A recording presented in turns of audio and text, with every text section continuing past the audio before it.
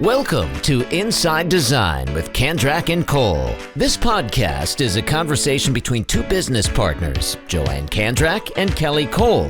Join us for a lively conversation about all things interior design, from current projects, trade show experiences, worldwide travel, what's in, what's out, and all the challenges and wins they've had running their successful design business. Whether you're a seasoned interior designer, new to the industry, or a creative enthusiast, you will walk away with insightful information, newfound inspiration, and a smile on your face after listening to these two. And here they are, Joanne and Kelly. Hey everybody, thanks for tuning in. This is episode 213 of Inside Design with Kandrak and Cole. And today we are talking about marketing and branding for designers and brands with our guest, Ericka Saurit. So it's a good thing we go to so many conferences because we end up meeting fascinating people. And because we're not shy, we kind of make friends wherever we go. So let's see, 2 years ago, we were at the Design Influencers Conference in Atlanta.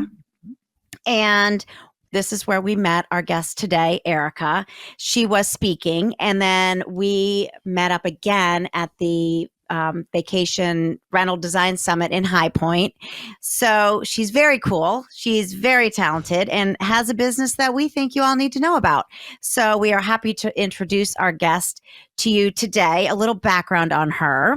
So in 2020, after a 20-year global career in interior design and marketing, Ericka Saurit founded Saurit Creative with a mission to support and elevate brands across the entire home industry. Ericka believes that the more clients and customers understand the value of working with a designer, praise Jesus, the better world will create for everyone. So good. So good. Okay, so she began her career as an interior designer, working in New York and Beijing for numerous cultural and hospitality clients, including the 2008 Beijing Olympics, the Kennedy Institute, and General Electric. Very impressive. In 2011, she transitioned to a career in brand marketing for the design industry, continuing her studies in marketing and business strategy at the University of California, Berkeley. She's a former design educator. She also holds a master's degree in interior architecture and certification in brand storytelling, brand strategy, and social media marketing. See why she's a guest? Yeah. Because we bring only the best to you. Okay. So where did we leave off? She's a global brand marketing leader. Wow, this bio is so good. Okay, here we go, people. We have ready? To share it. There's a shorter one. So long. Oh, gosh. But it's all good. Hey, you know what? I saw the shorter one, but I was like, I like the longer one. So let's keep going. Ready? So she's a global brand marketing leader. She has overseen digital product development and brand strategy at Airbnb in San Francisco, created immersive physical and virtual brand experiences at Tag Heuer and Estee Lauder, and worked with top home and lifestyle brands in the US, Europe, and Asia to develop award-winning brand messaging and engagement campaigns. She's passionate about design for hosting, with experience as an Airbnb host on 3 continents, and advocates for design as a sales tool to support investors developing short-term and vacation rental property portfolios. She's an aspiring and motivating public speaker, not surprising, frequently invited to lead industry discussions on marketing, brand strategy, and storytelling for trade events and design conferences around the world. A Southerner at heart and traveler by trade, she maintains residence in both North Carolina and the south of France, where she's joining us from today. So, welcome. Hi, Ericka. It's like welcoming the queen. Oh, stop. Bonjour. Bonjour. Ericka in Paris. To be here. Oh my God. Yeah. Ericka in Paris. Doesn't she kind of look a little Parisian today? Yeah, a little Parisian. Yeah. You know what? I have to say that I didn't realize, Ericka, that you were an interior designer before you did this marketing. And I think that when somebody is in the trenches doing what we do, that they can only help us more. I worked as a legal secretary for 2 attorneys. One of them was an architectural attorney, but he had been an architect for several years. Yeah. So not only did he have a group of clients, because all of his buddies he went to school with and that he worked with, and then he went into the legal part of it. So I think that it's so important that you have that background to do what you do. Yeah. I can't imagine Absolutely. really doing anything else. Just knew from a very young age. I grew up in High Point, so I grew up around the home furnishings industry. Everybody I knew whose family had something to do with furniture. And so this is just a world I've always been in. I studied art to begin with. My first degree is in fine art. So I was an artist. I wanted to make stuff. I wanted to be a sculptor, and I did a lot of furniture design. And then I went back to graduate school for interior design, interior architecture, and then did that for about 10 years until I got pulled over to the dark side of marketing, which is where I've been the last 10 years plus. I think people's bios are so interesting because, like, with all of that experience, you'd think you'd be like 80 years old, but you're not. And I think it just 3 months from a very big deal. So big deal. Mm-hmm. A big deal. Well, it's amazing the breadth of somebody's resume. The thing too is anybody that's listening that's in college or in a job they don't really like or whatever, you never really know where life's going to take you. Mm-hmm. I mean, I bet you never all. realized you'd be doing this. I never thought I'd be co-hosting a podcast. Mm-hmm. So you just keep doing what you love, take the opportunities when they come. So your mission is to solve interior designers' brand problems. So what does that mean, and how do you do this? Yes. Help. So interior design as an industry, I think, has a brand problem. I think that interior designers are brought in way too late on projects. They are misunderstood, undervalued, underleveraged for their experience and what we know is really kind of a life-changing career, a life-changing, the work that we do can really, make us smarter and more connected to our families and safer. And that work is super important. But I think the perception of interior design is that it's not a necessary, sort of a frivolous or an expense that not everyone can afford. It's a luxury. And I don't agree with that at all. And I know that you don't, but I hope a lot of people who are listening to this realize that interior design, we're perceived in quite, not the right light. So I'm really wanting to work to solve that problem so that people see the value of, their home, whether it's investing in an interior designer or learning more about how they can make their home, better suit them. That's the job. That's my mission. So it's a beautiful mission, and I couldn't agree with you more. So I would imagine that most interior designers who work full time, and this is their business and passion, believe everything that you said, but there's still a lot of common marketing mistakes that you see in our industry. So kind of what are those kind of some of those mistakes that you're tackling? So the way I approach this is quite different. Again, I have a kind of insider's point of view on marketing. Mm-hmm. I see it from the lens of having been a designer. So I understand, what it takes to communicate your ideas to a client, whether that's a commercial client or a residential client. I know what it takes to create a product and sell it to a designer. I worked for manufacturers throughout my career too. And I know what it takes to, really, sell a luxury service. It takes quite a bit of communication. So I start from the perspective of brand. Marketing is just a way to amplify a message that your brand is putting out there. So I have a bit of a different perspective on this. I see a lot of times people, designers or firms, looking at marketing through kind of a parts and pieces approach instead of looking at as a holistic approach. They want a new website, or they want to really, improve or grow their Instagram account, and they don't look at it within the kind of entire, scope of what I believe is what starts with brand. So that's where we go first. I asked people to think about getting their story straight, meaning how do you create a message that resonates with the clients that you are really trying to attract into your business.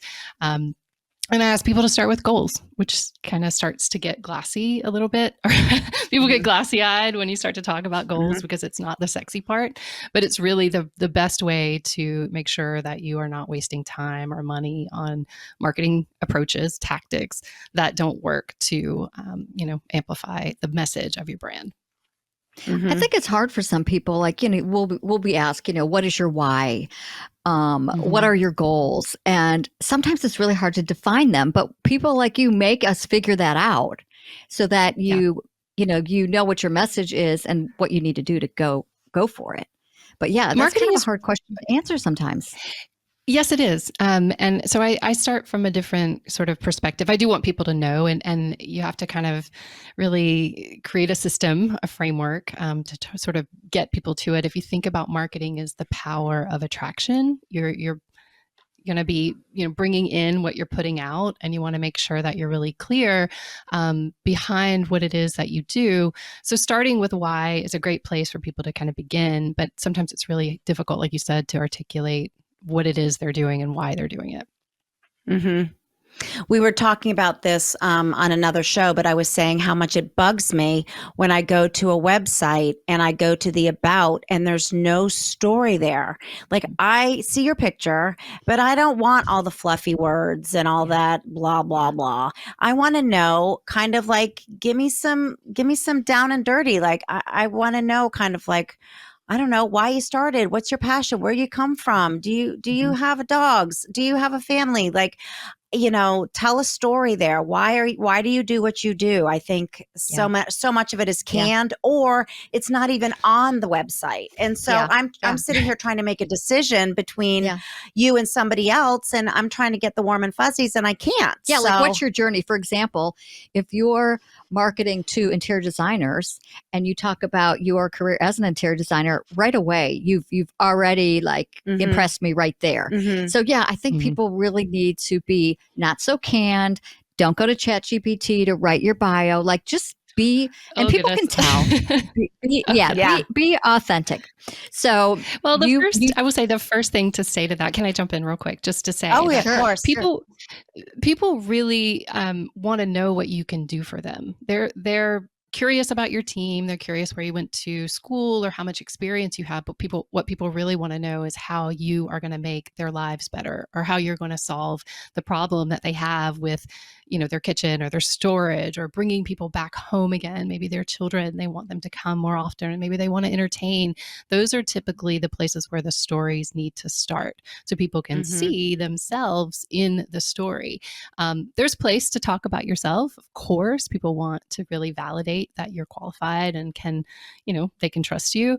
But a lot of times, and I see there's like some unwritten formula for what should go on a website, and it has to be these 5 pages, and this about form has to be completely the same. The sort of form language has to be the same, but the storytelling needs to start with the client first. It needs to start with their emotional motivation for wanting to spend hundreds of thousands of dollars and possibly more than a year on being displaced from their home. So that story needs to be really compelling to be able to speak to what it is that's going to get them to work with you over someone else. Yeah.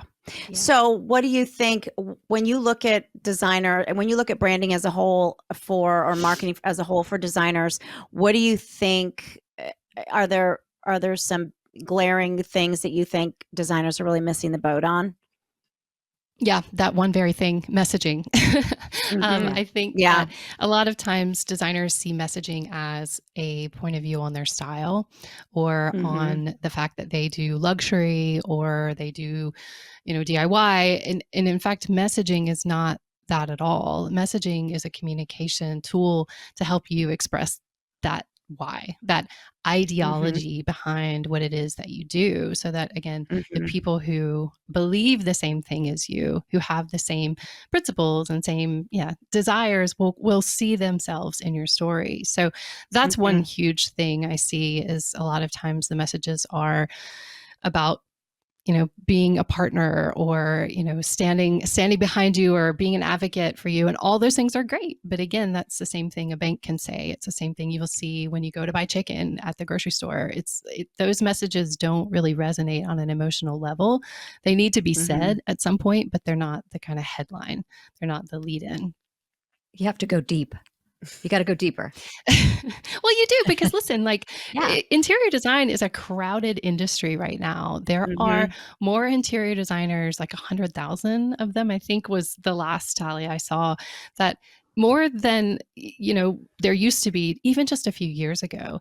And the really great thing is that unfortunately, because of COVID, people are much more interested in their home than they were before. So now we've got people's attention. You've got a much more crowded market of, competition to do the same kind of work. And now, very recently, we've moved into a kind of a world where the economy is affecting the way people spend money. So you've got some factors that really need your attention, especially around your marketing, making sure that people see you as very different, and will identify again with your message. So marketing is really much more important now than I think it's ever been. I say that because I'm a marketer, but I also believe that we've got these factors going on, this sort of perfect storm where, if you haven't taken a look post-COVID, really in the last couple of years, it's time, right? It's really time to go back and make sure that what you're putting out there is what's, going to resonate with who you want to attract.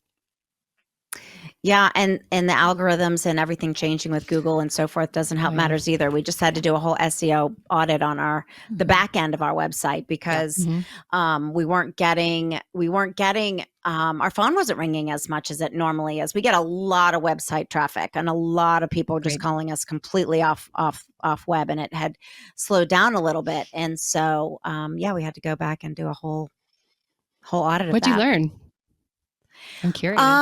Well, a lot of it was like over our heads, like literally that just playing around with Google Analytics and all that. There was a lot of like all that kind of back end strategy junk in there that needed to be taken out. Yeah, I think we had a lot of we had some words and links that were dying and not like making it to where they needed to go and things like that. Dead ends. Yeah. Got it. So you have started a marketing school for creatives. I'm so interested in hearing about this and what it is and why you started it. So I'll start with a little story, because part of the work that we do, the beginning of Marketing School for Creatives, is really teaching designers, creatives. I say creatives, it's a big kind of bucket. Creatives meaning people who do creative service work, interior designers, graphic designers, photographers, but it's also for people who are creative, who found themselves in a marketing role. And so the background on this is that was my world. I was working as an interior designer, and I was brought into basically client meetings because I was able to communicate the intention of the design team. I was the one who could speak to the, what the designers were really trying to say, and then listen to the client in the meeting, the feedback. And instead of sort of the marketing team or someone from the sales team playing, liaison or interference between us, it made sense for me to kind of go back and speak to, well, these were the goals of the client. This is how we met the mark and this is how we missed it. So here's how the design can evolve. So from that experience, I learned that marketing isn't just, creating presentations. There's a goal to it, right? You have to be able to create beautiful things. And that's what a lot of creatives, especially designers, can do, is make beautiful graphics and beautiful reels, potentially, whatever those assets are, they can make them and they look really good. But if you don't understand the strategy behind why marketing works the way it does, not just the tactics, right? Like how Instagram works or how the algorithms work or how your website works. If you don't understand how to reach people at a certain sort of time in their journey, then your marketing is going to be frustrating. And that's what I see so often when interior designers or clients come to me with their marketing. And I spent so much time sort of teaching this process again and again. I just thought, I need to put some standards around this and make it available to more people, because I was getting also calls from, people early in their career, creatives who had transitioned into a marketing role like me, who were, missing that education. And so I thought, okay, I can do this. I spent about a year working with a educational kind of company that helped me to figure out like different learning styles and helped me to create a course, which is the core curriculum of marketing school. And then it's now online. It's live. We launched about almost 2 years ago, and it's available. You can join us on a yearly kind of membership. You have access on demand to that core curriculum, which goes all the way through how to tell a story, how to create a narrative, taglines and copy, and really identify that narrative for your brand, that ideology-based story, and then build a strategy around it. And I teach then how to create a marketing plan that will work for your business. We have monthly live, you've got it. We've got monthly live workshops that get really hands-on with, again, very specific kind of tactical things like Instagram and budgeting and how to create content, AI, things like that. And then once a year, so coming up this January, I'm not sure when this is going to go live, but just pretty soon, we are going to have, we're going to do 4 weeks of additional live workshops. So I call up everybody I know who's doing something really inspiring to me in our industry in in marketing. And I ask them if they would like to do workshops. And so it's workshops and seminars and really this kind of fun live event. It's all recorded after that and left on the platform so that people can watch it. Cool.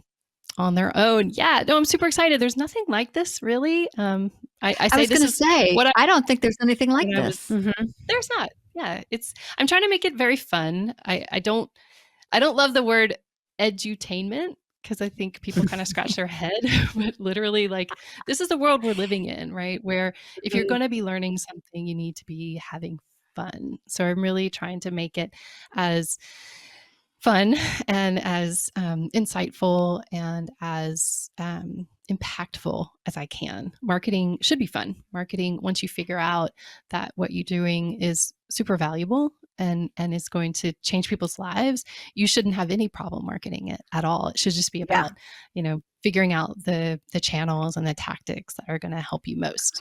But, well, that's what I think. Like if someone had a framework, and was taught how to do it, then it doesn't feel so overwhelming. Like you've got steps, I'm assuming. I have what you're doing. Yeah. So what is that framework like? Because I remember when Luann Nagara, like you said, was on the show and we talked a lot about what's your why.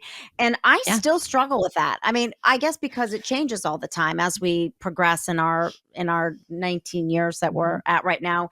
Our goals are changing and our whys are changing.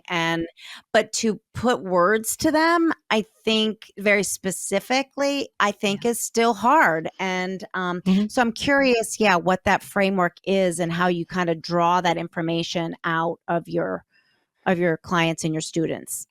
I am so excited to tell you. Okay. So I call it, first I'll just say frameworks are really a very important part of learning. They give us a kind of a step-by-step, in this case, a step-by-step pathway to, cut through all the distractions. Like I'm a designer, I'm a creative.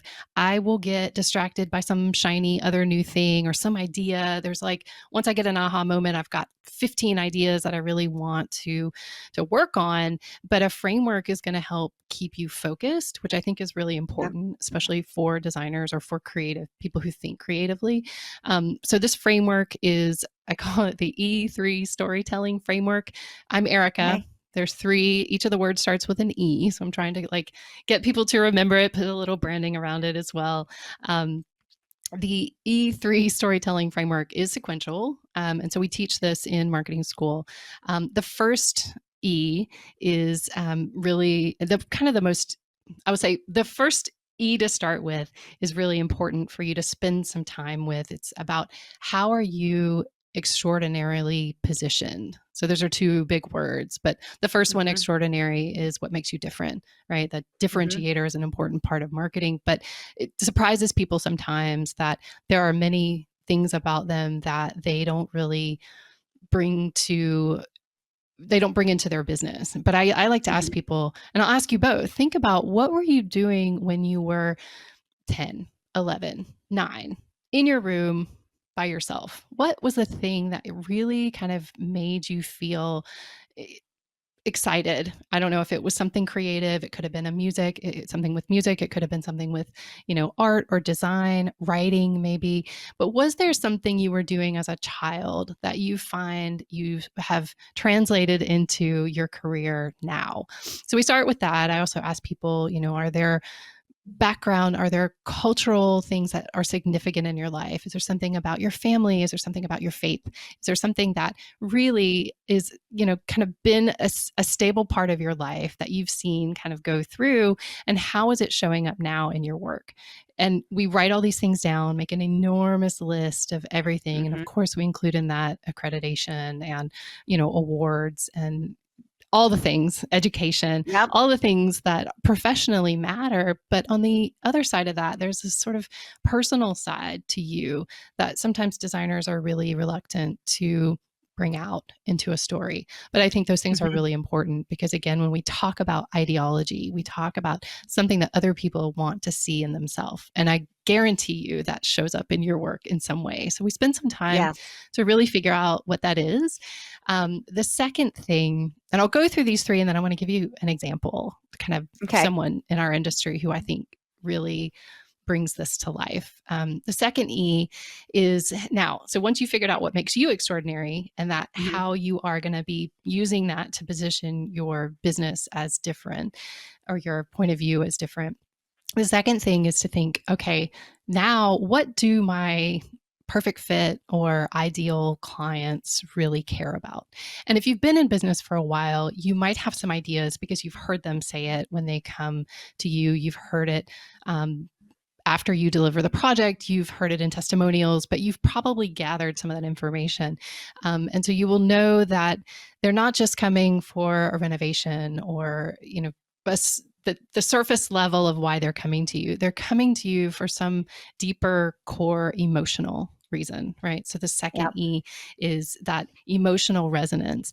And once you understand what that is, there's a big aha moment. So I think I built these 5 based on a set of research that was done for consumer goods that identified over 16 to 20 different core human emotions for why we purchase, like why we make purchase decisions.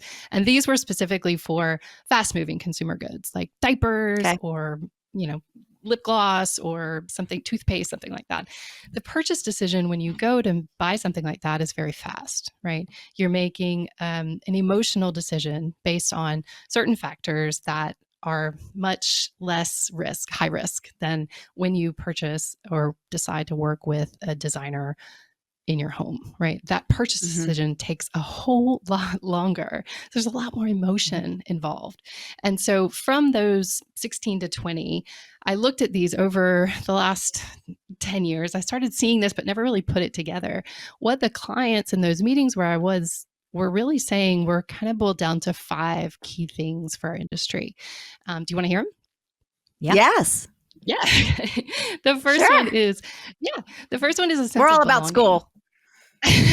Tell me if I get too sort of didactic. I just get really excited. No, about it's this. good. It's good. We have like 10 minutes to go. So, we got time. I'm going to go really fast.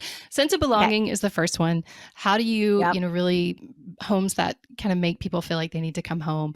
The second one is to be seen and heard, right? This is a really good one for young professionals, right? Who are just kind of getting into their first apartment, or for people who like to entertain. There's a reason being seen and heard in their home is really important. So some of your storytelling can start to, make more resonance with them on that. That our life has purpose and meaning. I see this together with the fourth one, which is hope for the future. How do you create a home that becomes part of the family, or you leave a legacy, or you're doing something just because you can, right? There is a core emotion there from the client side that you might have heard before with your clients. The last one is wonder with an O and wonder with an A. So how do we kind of enchant and how do we create a sense of discovery with clients? They're really interested in perhaps vacation rental homes. This one is really key for that, and a sense of belonging. Those two sort of go hand in hand. So how do you start a story, not directly with those, but you look at that as the core emotion of your client, why they're coming to you, not just for that renovation, but to create sense of belonging or to create a legacy.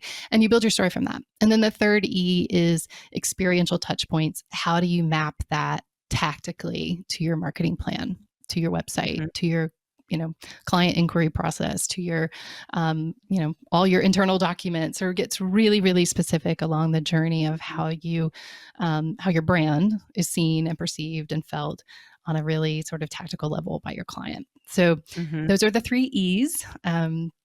And I'll tell you, can I tell you a quick story about these, or do you? Okay. Yeah, no, go for it. Yeah. Yeah. So I like to talk about Marie Kondo. Kind of go through her E3s. Most people know who she is. She's not an interior designer, which is super interesting. She, but most people know her obviously from sparking joy, creating, a life that is very intentional, right? How do the things that you keep around you mean something, right? And everything else you sort of let go. So her ideology behind her brand is that if self-organization is self-care, right? There's a sense that you're taking care of yourself. Yeah, there she is. There she is. Yeah. So her E3 formula, if we go through sort of her career, the thing that made her extraordinary is that she grew up with her grandmother in Japan in a really kind of small space. Her grandmother taught her, she came from a generation that she didn't have a lot, but taught her that the things that were in their home were really precious. They were meaningful. And so she would go and tell her stories about all the things. And so Marie kind of noticed that there wasn't a lot, there wasn't luxury to living, but everything was so precious, and that had meaning, that meant something. And so as she was growing into her career, there were a lot of organizational consultants in Japan, and their ideology, their mantra was just throw everything out. Purge, right? You don't need it all, just go through and throw it out. And Marie, from her background, that sort of thing that made her extraordinary was to say, wait a second, if it doesn't spark joy, then it can go. But you need to give a reason. You don't just sort of purge just to get rid of stuff to make, your home tidy. You keep things that have meaning. And then every time you use them or see them, they give you joy. So that made her extraordinary. That also created that emotional resonance because, again, that idea that organization is self-care doesn't have anything to do with luxury. It doesn't have anything to do with style. It has something to do with an idea.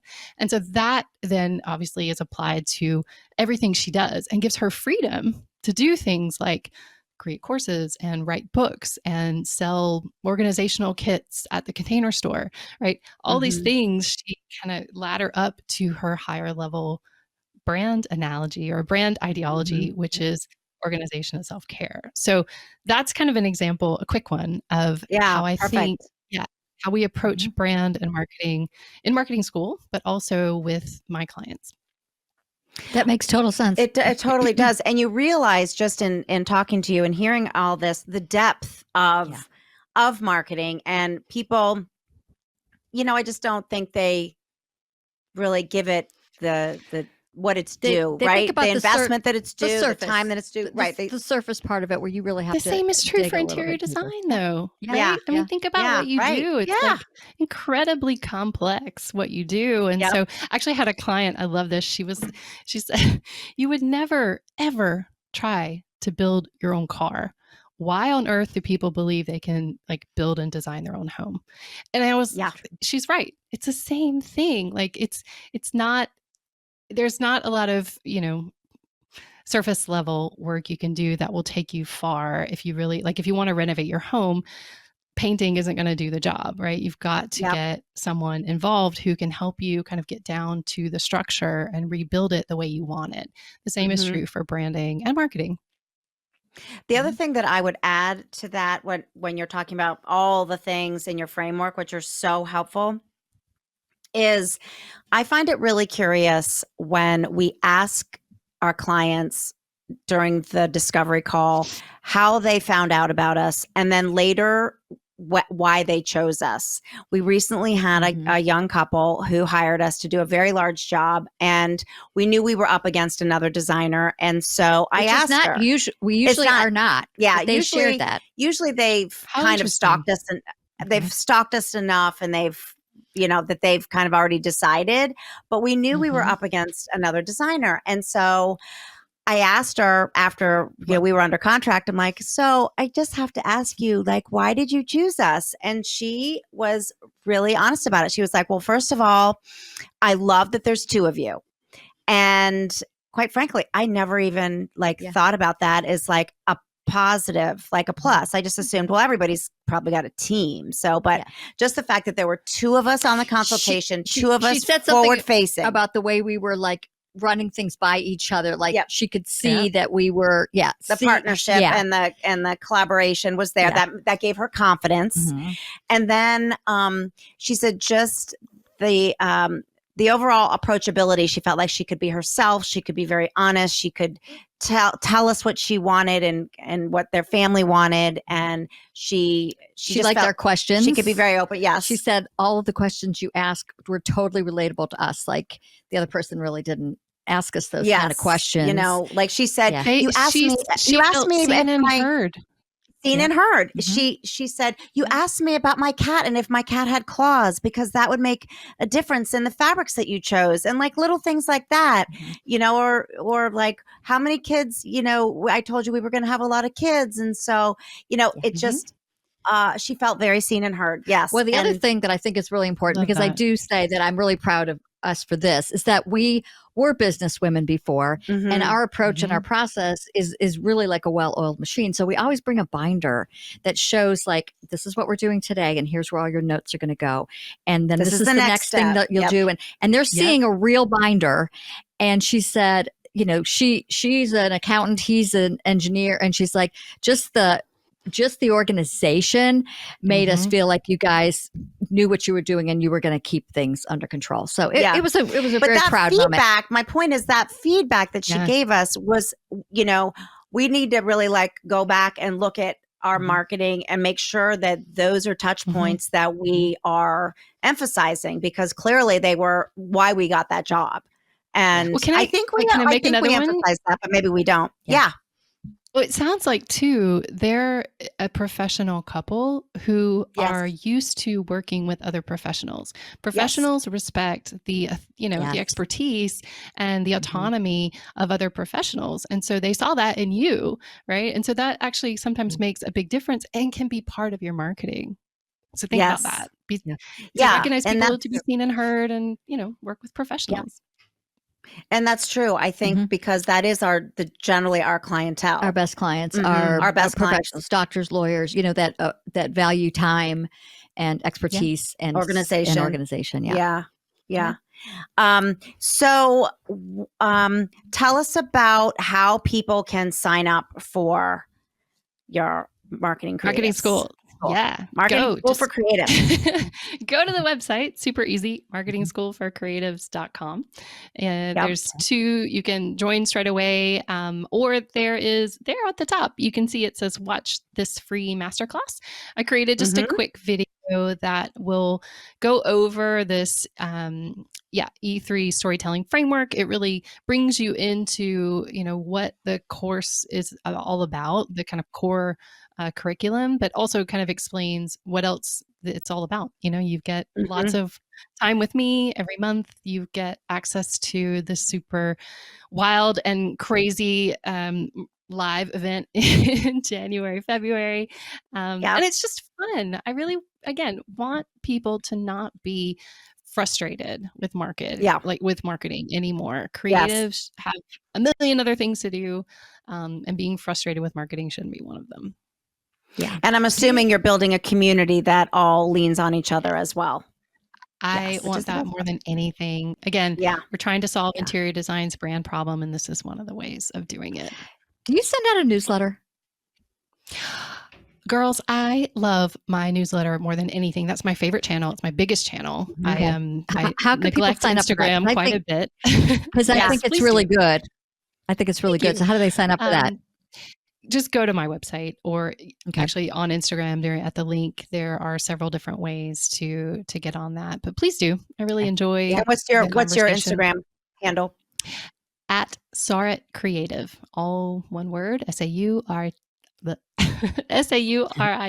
Creative. I can't say my name today. Good. You guys are making me nervous. Awesome.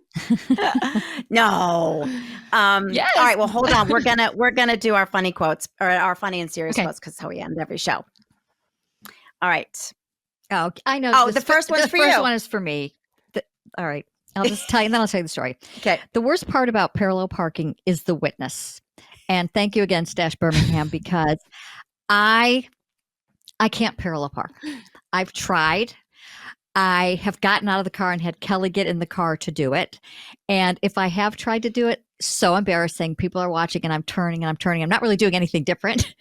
So parallel parking is not. But it makes me feel so needed and wanted, because I'm there for her. Yeah. So, I love that. It's but it's true, right? It's only about the witnesses. If nobody's watching, it doesn't matter. But you know that somebody's watching and making you just sweat. Somebody's going to see you. Yeah. Yep. Yeah. Oh yeah. All right. So here's a serious quote. So we have had kind of a season where we have had some very close friends and colleagues who have lost somebody very suddenly and very dear to them too early. And it's just been really hard. And so I liked this quote in honor of them. Life tucks its rarest, largest, and most flawless diamonds deep, deep inside the folds of the greatest loss. You do not know they are even there, glittering in the dark, right beside you. And that's Augustine Burroughs. That's very sweet. Right? Because there always is a diamond in the fold, a silver lining. It hasn't shown itself yet, but it's there beside you. It will come out. And that's what we pray for our friends, who have lost somebody recently. So we also want to thank Russ Rita with Podcast Studio Network, who is our Russ. Aren't you going to bring yourself up to say hi? There he is. And Gail Mahoning, branding and design, for helping us with our social media and marketing the show. Yeah. So Ericka, such a pleasure. You are a rock star. You are doing great things for our industry, and really gave us some things to think about for sure. Ourselves. Yeah, and I love your marketing. I love your photography. I love the playfulness of your website and all that you do. But it's a very elevated playfulness, and I love that. So we wish you all the luck, and I'm sure that we will be running into you very often. I can't wait. Yeah. Looking forward to it. Thanks again for the conversation. Okay. Thank you.